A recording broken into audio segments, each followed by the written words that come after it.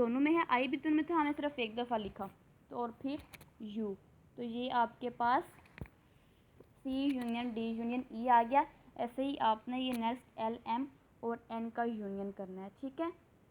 आगे नेक्स्ट आपके पास है find the intersection of following sets. अब इंटरसेक्शन क्या है कि आपके पास जब दो सेट आए तो आपने देखना है कि उनमें जो कॉमन एलिमेंट्स हैं वो आप इंटरसेक्शन में लोगे।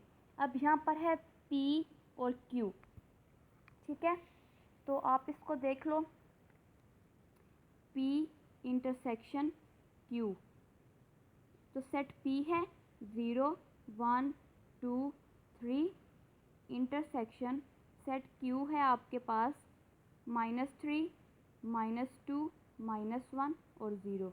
अब देखो यहाँ पे 1 2 3 1 2 3 है तो सही, लेकिन इस तरफ नेगेटिव में है और इस तरफ आपके पास, इस तरफ नेगेटिव में है और इस तरफ आपके पास पॉजिटिव में है, तो इसलिए आपके कॉमन नहीं है, ठीक है। लेकिन 0 इस तरफ भी है और इस तरफ भी है, तो आपके कॉमन में कौन सा आएगा, जस्ट 0, ठीक है। तो ये आपके पास आ गया इंटरसेक्शन।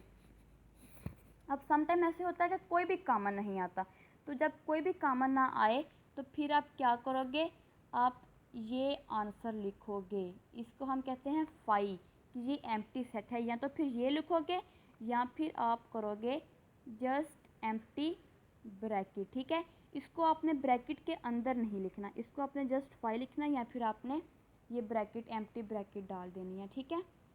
इसी तरह आपने ये वाले सारे 1 टू क्वेश्चन नंबर 1 to 5 आपने करना है, सही हो गया। उसके बाद आपके पास है question number 3, if n is equal to set of natural numbers and w is equal to set of whole numbers, then find n union w and n intersection w, ठीक है।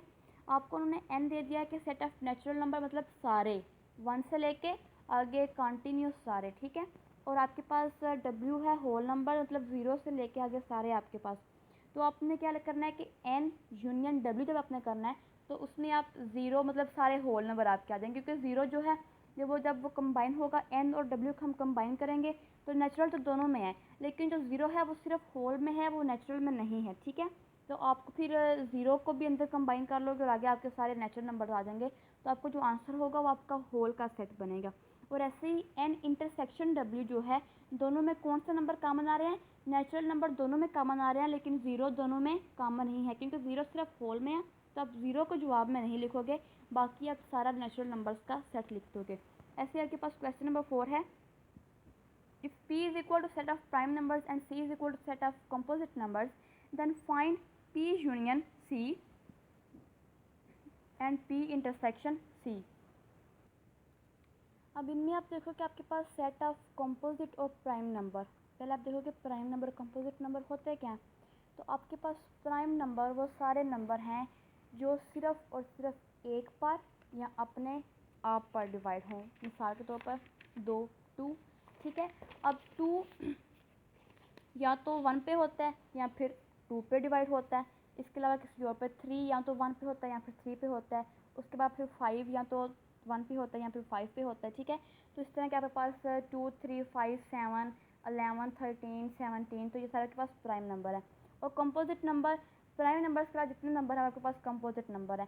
इसके अलावा इसकी एक और पहचान है कि वो नंबर जिसके 3 या 3 से ज़्यादा फैक्टर्स हों, ठीक है।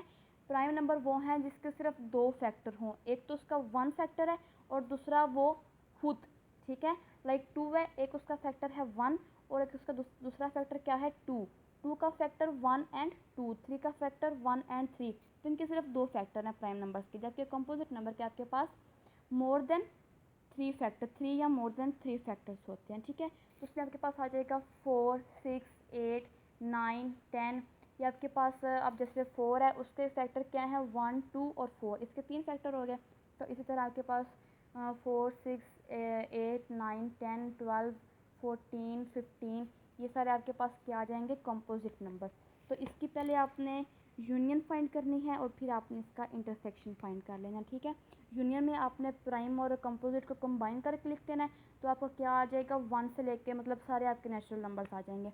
और जो प्राइम सॉरी उसका है इंटरसेक्शन का, क्योंकि प्राइम और कंपोजिट नंबर दोनों बिल्कुल मुख्तलिफ हैं,